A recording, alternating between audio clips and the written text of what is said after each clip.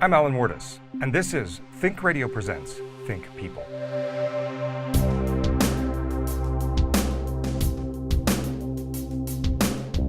My guest today is Monika Vischer. Vischer has been the voice of classical music at Colorado Public Radio for nearly 3 decades. Are we getting better content as a result of that? I hope so. The reason I hesitate when you ask that is it's like, gosh, is it that it's getting better?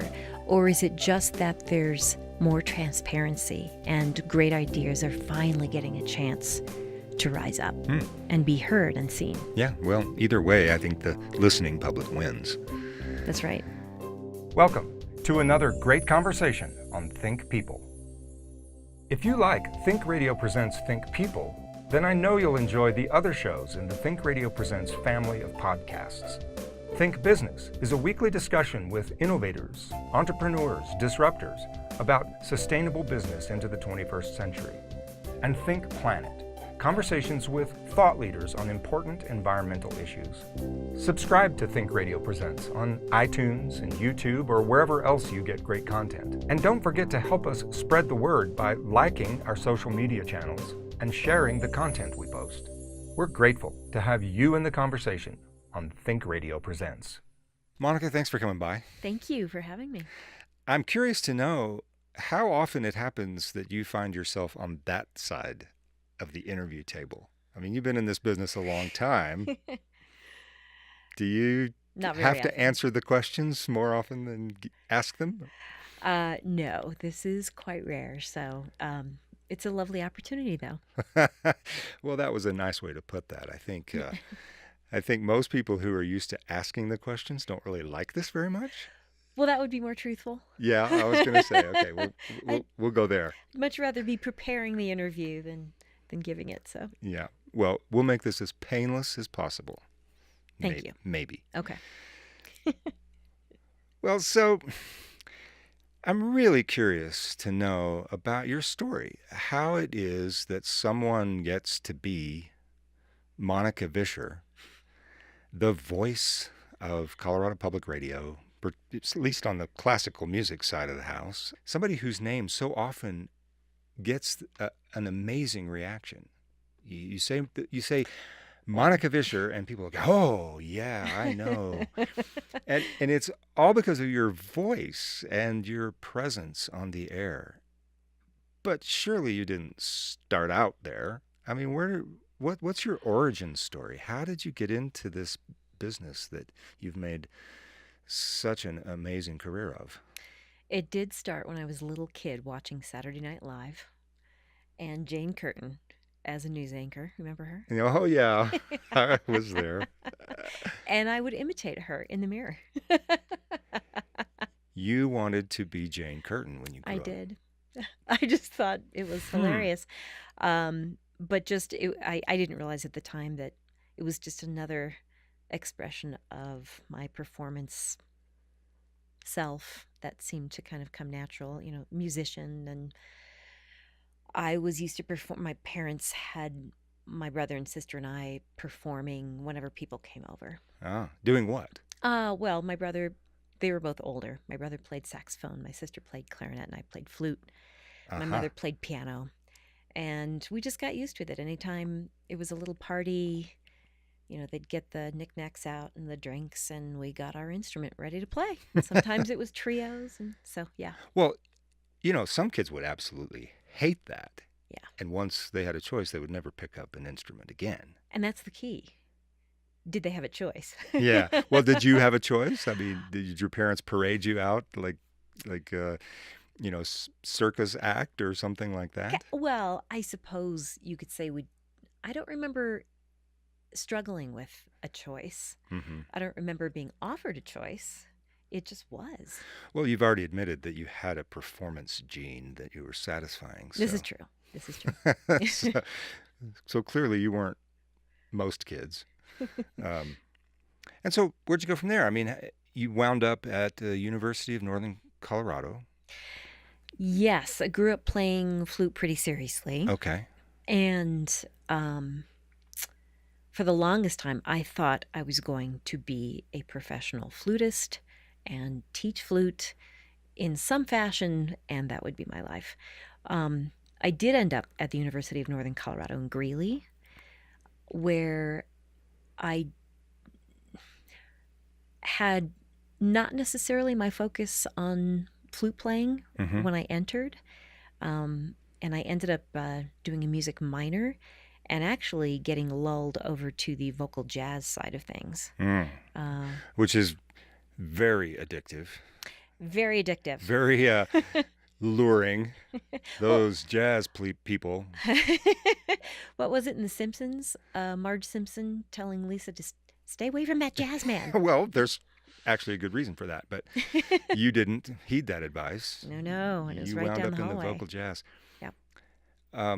So what was it about singing that sort of made you say, well, maybe flute isn't the only way to express my music?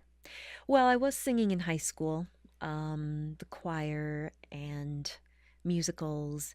I didn't discover jazz until college. And I don't know, I just realized, wow, there are many ways to skin this cat, many ways to express yourself. Well, for one thing, it's a little hard to do lyrics when you're playing the flute. That's true, but that would have been a strength of mine because I'm not great at remembering lyrics. Oh, well, give us an idea of your experience with jazz there at UNC then. What were you doing? Well, I was very fortunate to be there when Gene Aiken was still teaching, and he really built that jazz school up, the instrumental side and the lab band side and the vocal jazz. And to this day, the jazz program wins national awards, downbeat awards and such. And it really allowed me, I had the fortune of being in the top vocal ensembles, and that gave us opportunity to adjudicate and mentor and headline other festivals around the country, travel to Hawaii and sing. It was an incredible opportunity. It really was. And record. I mean, it was a Grammy-nominated group, not the time that I was in. It was like just the year before or something like that. But it was an incredible experience for me. Yeah. Didn't do anything to talk you out of music. No, there was none of that. It was already too late. I had felt the power of music, even as in junior high and high school. I was in orchestras. I was in band in school, but I was in orchestras outside of school. Denver Young Artist Orchestra, the Golden Youth Symphony when I was really young, and to play the major repertoire of the great classical composers at that age, it was really powerful. Well, yeah. Yeah, so all of that together, just, yeah. Before we move on from the flute, however, I have to ask you, were you in marching band? I was. Yeah. But I only played the piccolo for a short time before I realized, nobody can hear me. What am I playing this instrument for? And so I switched to bass drum. You played the bass drum in the marching band. This is a visual I'm having a hard time with.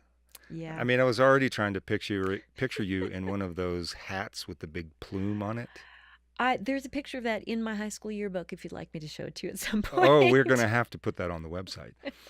I promise that we will put that on the website. If I give it to you. Bass drum. So, but you're not a percussionist now. No. No, you just... Not by practice. You just banged the drum and yeah, played at the football games. Yeah. But we still haven't answered the question, how'd you get into radio? You're there at UNC, you're in the jazz ensemble. You're also still playing flute. Where's radio come in? So as a freshman, of course, I'm looking for work study. My first job was in the dining hall. Always good place to start. Good place to start. And then I realized, wait a minute, I want to up the hourly wage game here. And so I went looking for the top paying student jobs on campus and stumbled across the radio station, which happened to be next door to the music building at the time. It was a university licensee. Well, now And my experience of radio is not. It's not that those are the most high-paying jobs. You must be talking maybe $1 or $2 more an hour at this point. it was a few dollars more an hour Really? because KUNC, much to my fortune, was not just a little podunk college station. It was a full-fledged NPR member station that served all of northern Colorado and many mountain communities. That within doesn't happen Colorado. every day. No. And so I just stumbled into this opportunity. Wow. And so what was the job? It started out as a music host, and they were impressed that I could say Aram Khachaturian and Peter Tchaikovsky. So they said, "Oh, good, you've got the job." Well, that's good to know. For all of you out there wanting to break into radio, make sure that you can pronounce the names of classical composers. That's right. That's right. Well, I did have to take a class on campus for a semester. Cutting tape. Remember those days? Oh, yeah. Cutting tape. Cutting tape. Well, and putting them back together with tape, Scotch tape. I know. Like little bits of tape that literally, I would take the splicing tape and like take the razor blade. Always had to have the sharp razor blade. Yeah. And sometimes it would be little bits, just teeny weeny little inch long bits of tape that you'd like tape to the table and say, okay, I'm going to remember that's a breath, and that's a T, and that's an S. Yeah. Yep. I remember very well. So yes, after I took that semester, they said, okay, you're good to go. And I started, they didn't have a full overnight shift. We turned the transmitter off at 2 a.m. and I turned the transmitter off at 2 a.m. every night. Had to mark it down, learned how to take care of all the FCC records. Did you sing the national anthem every night at 2 a.m.? That would have been a great idea. Yeah, No, I see, missed I that. know. You can have that idea for free. I'll give you that one. Thank you. And so, did it take you very long to realize, whoa, wait a minute, this is cool? Or was it just a job?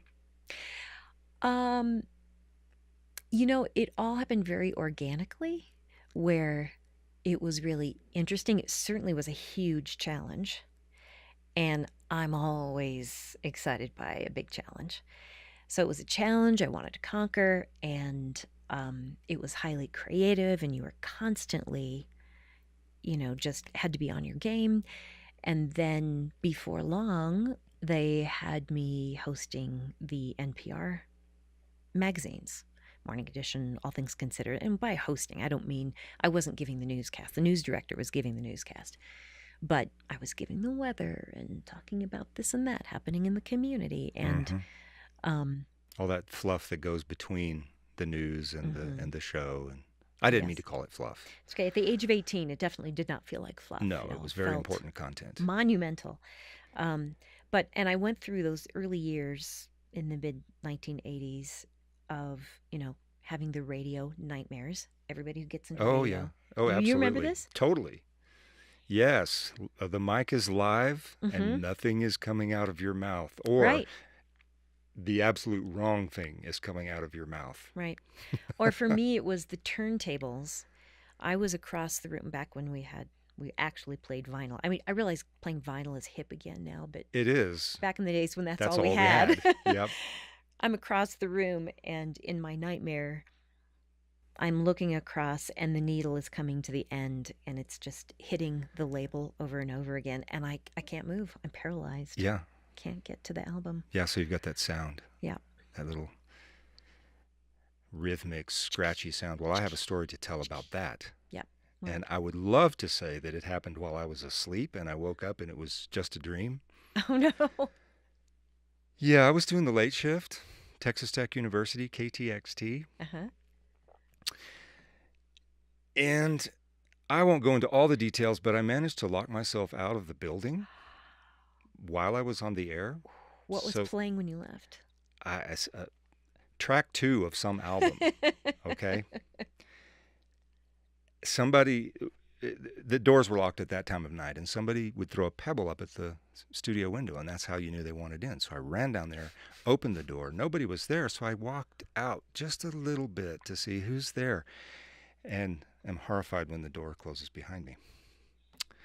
So, What'd you do? well, the rest of that side of the album played. I eventually got back in, but not before that sound that was in your nightmare Yeah. actually went out over the air. Yeah. Didn't have cell phones back then. Nope. No, I had to actually run to find the campus police to let me in. Oh my All right, gosh. enough about me. What did you find so challenging about that job? You said you love a challenge and that was challenging. What was it about it that you found so difficult? Putting it all together in a compelling way. Putting it all together, first of all, in a way that was that I wasn't going to be, paralyzed with fear. Mm-hmm. It did take a year or two, especially at that age, of really just getting over a lot of those initial fears. Well, it's interesting that you put it that way because it's kind of a misconception that all you have to really do is play music and say a few words and oh no. I mean, it's storytelling. It's storytelling. Big time. And if you're not actually stringing all of that together in a way that is interesting to people, then you lose them. And I was really lucky that I had people in the business who were nationally respected then, and they are nationally respected now. That was 30 years ago. Neil Best is still the general manager of KUNC. It's now community licensee.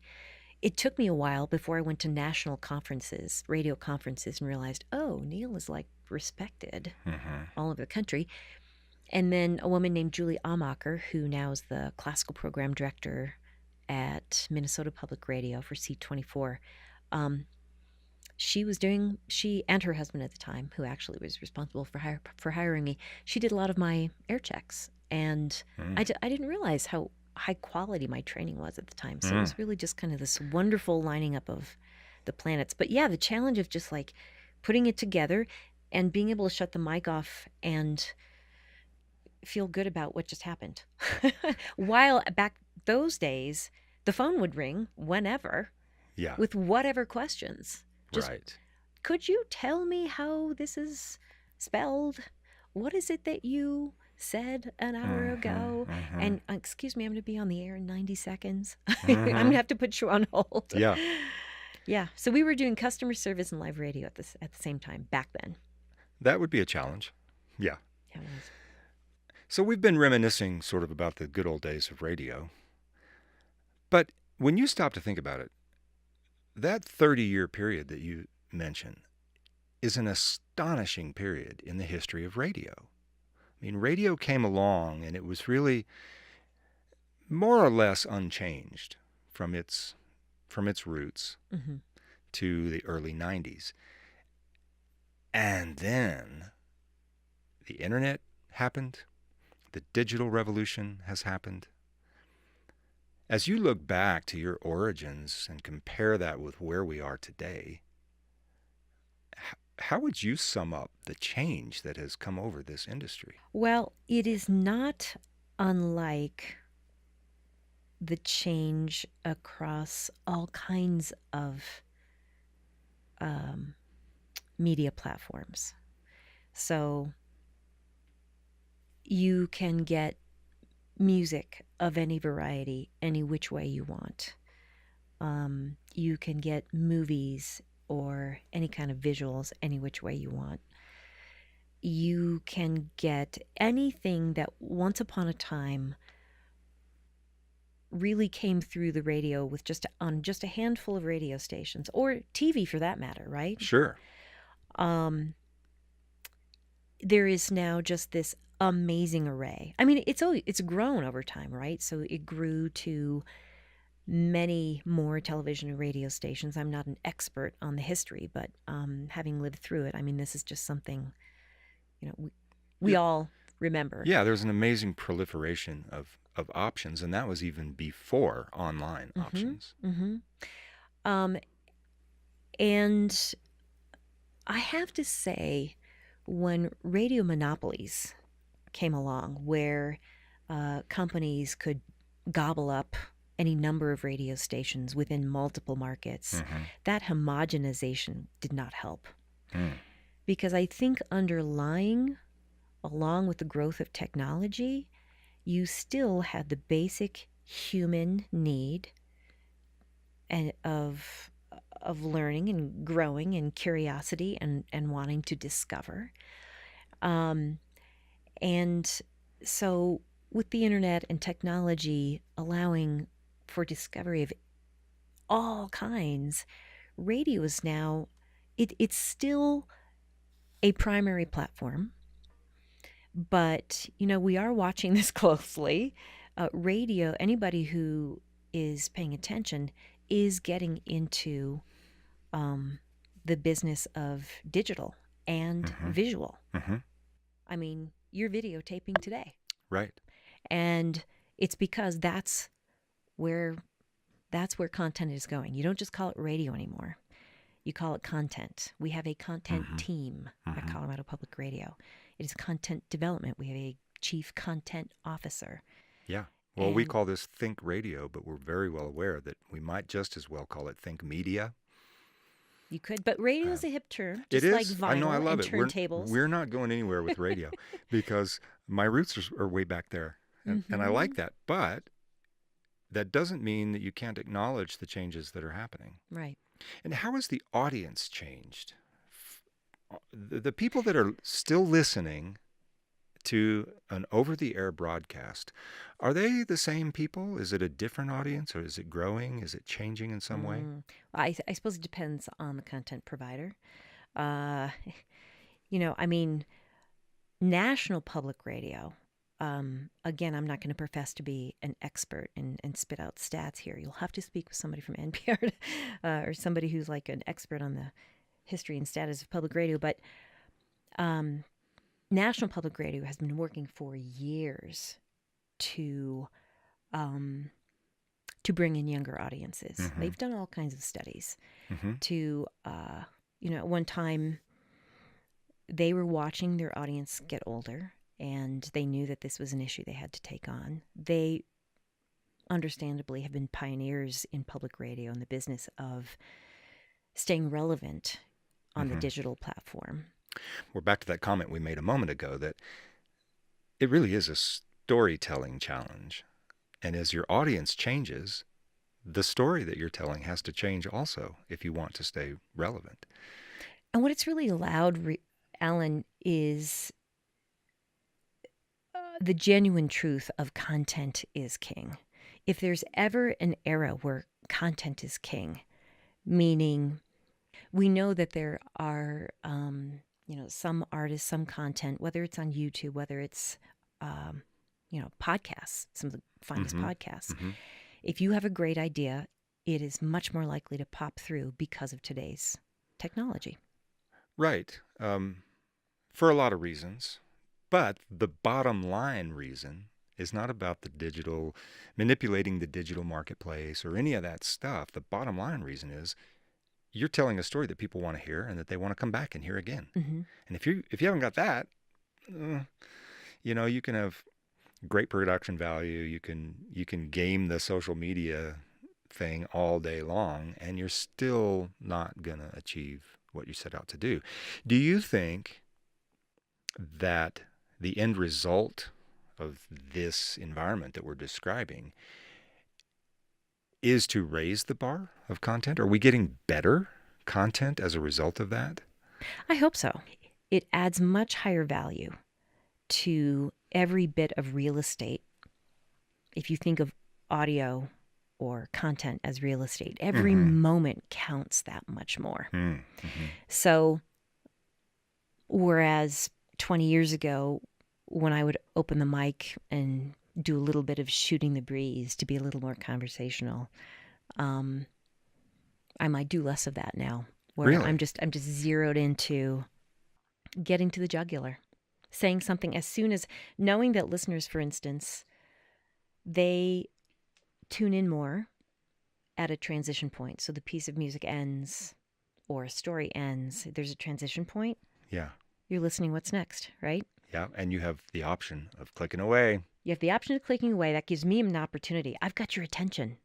I want to say something Yeah, that you're going to remember, that's going to draw you in. If I'm going to tell a story, yeah. I want to Fascinating. open it with what we work with an NPR editor. She's fabulous, Cindy Carpian. She's like, put the grab me. She calls it the grab me. Put it up front. And so that's something I keep in mind. Yeah. Well, I'd like to think that that is making content more compelling. You know, more fun to listen to, but also more informative. Mm-hmm. I do. It does seem like that. The reason I hesitate when you ask that is it's like, gosh, is it that it's getting better, or is it just that there's more transparency and great ideas are finally getting a chance to rise up and be heard and seen? Yeah. Well, either way, I think the listening public wins. That's right. So, Monika, we talked about your origin story and the fact that music played such a huge role in your life.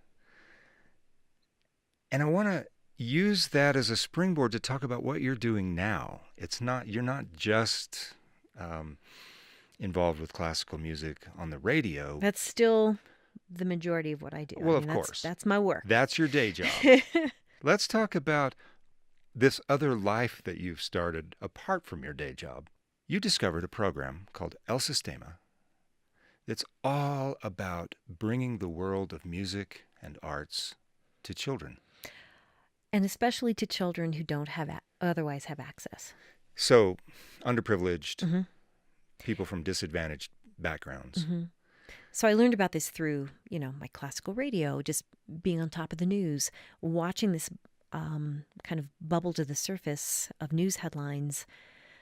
Several years ago from Caracas, Venezuela, there was this man named Dr. Jose Antonio Abreu who wanted to bring music to kids who otherwise were on these dangerous, drug-infested streets of the city.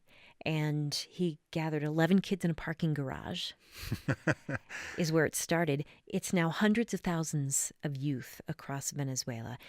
Even today, even with the horrible crisis that Venezuela is in, I am still hearing stories of orchestras playing. Gustavo Dudamel, the famous conductor of the music of the Los Angeles Philharmonic, Had his start in El Sistema, and I just saw footage of him having a Skype rehearsal with an orchestra in Caracas. It was amazing. And let's be clear, these are not community center orchestras. These are award-winning, internationally known orchestras that have come out of these barrios in Venezuela.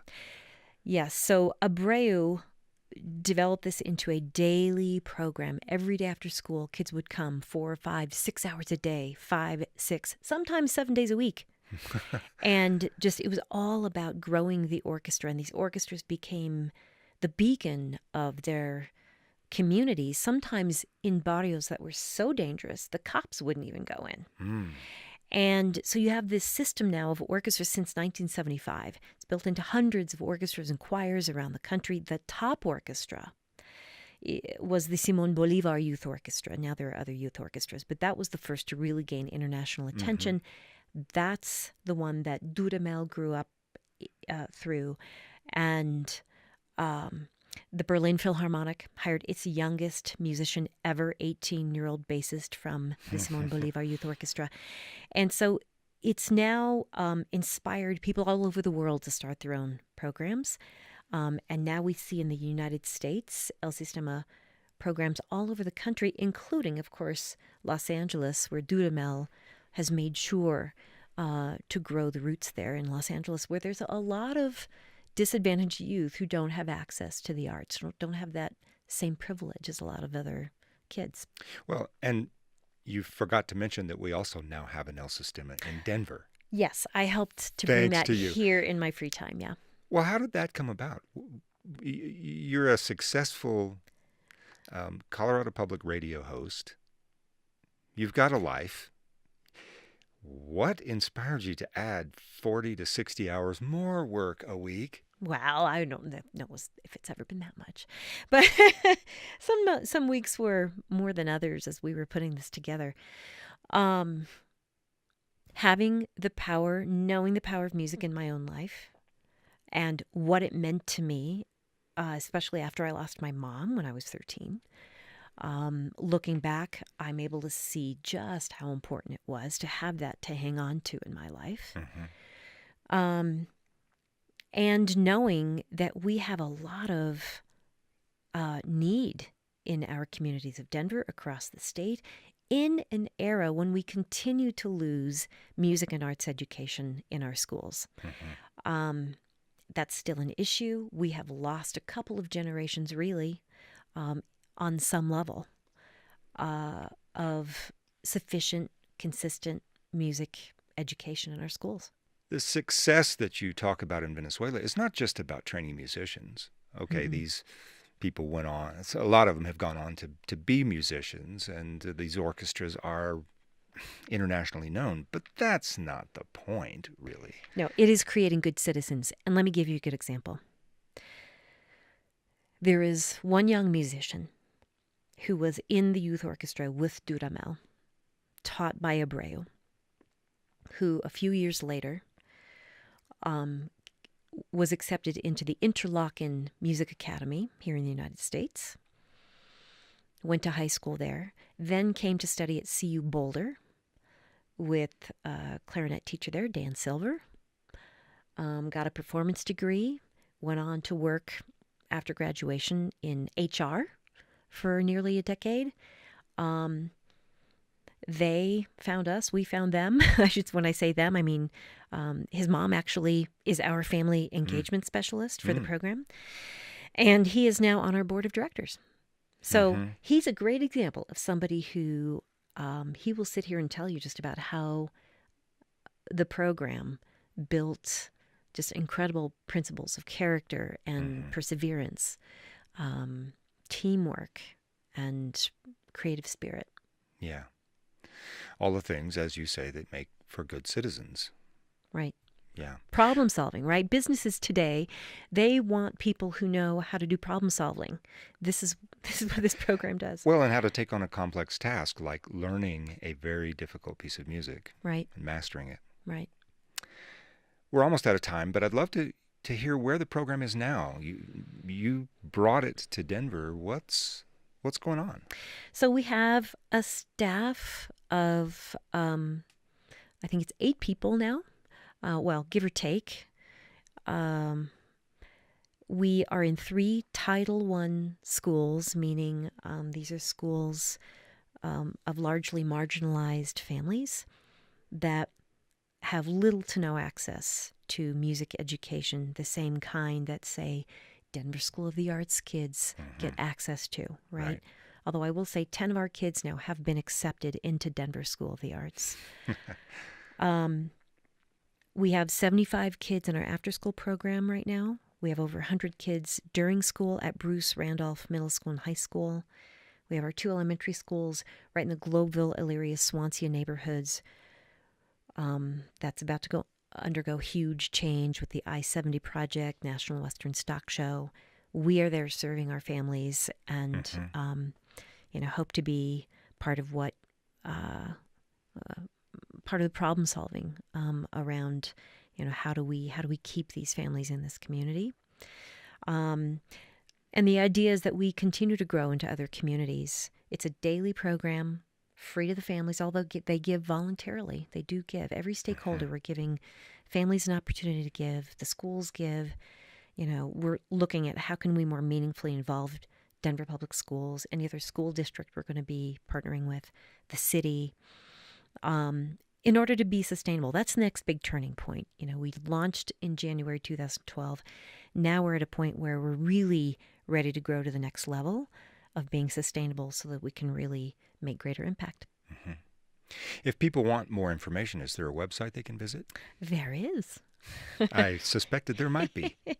It's elsistemacolorado.org. So ELSISTEMA Colorado.org. Okay. Monika, thanks for bringing that program to Colorado. Well, to Denver, yes, and hopefully to more Colorado communities. I know we didn't get a lot of chance to talk about classical music. Can we do that next time? Next time. Okay. There will always be a next time. And thanks for coming by and giving us an idea of the person behind the voice that we're all so familiar with. Well, it's nice to be on this side of the microphone. Well, as I say, there will always be a next time. You can come back and have that experience as often as you want. Thank you. Thanks, Alan. Thank you. Thanks for watching. Join us next week for another great conversation on Think Radio Presents Think People.